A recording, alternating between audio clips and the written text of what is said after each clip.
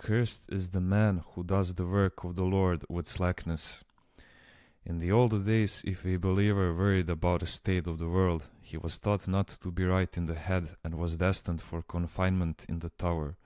Today, it's just the opposite. A believer is destined for confinement in the tower if he is not concerned for and doesn't feel pain over the prevailing conditions in the world. You see, in the old days, those who governed the world had God in them, whereas today, many of those who govern have no faith at all.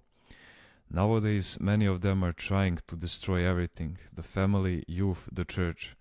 Today, when one is concerned over the condition of our nation, then that's a confession of faith in itself, because the state is opposing the divine law.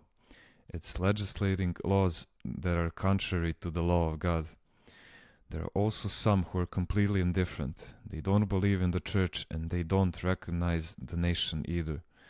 To have their peace of mind, they say, Saint Paul himself teaches that one should not be concerned about the affairs of the world, and they just don't care. But that's not what Saint Paul meant. During his time, the pagan nations were in power.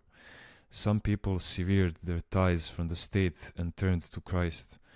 Since they had become soldiers of Christ at a time when the whole world was pagan, Saint Paul's message was, don't get involved in affairs of the state. However, when Saint Constantine the Great came to power and Christianity prevailed, the great Christian tradition was gradually established through the churches, the monasteries, and through art, the rule of faith and worship, and so on. As such, we have a responsibility to maintain all of these traditions and not allow the enemies of the church to abolish them.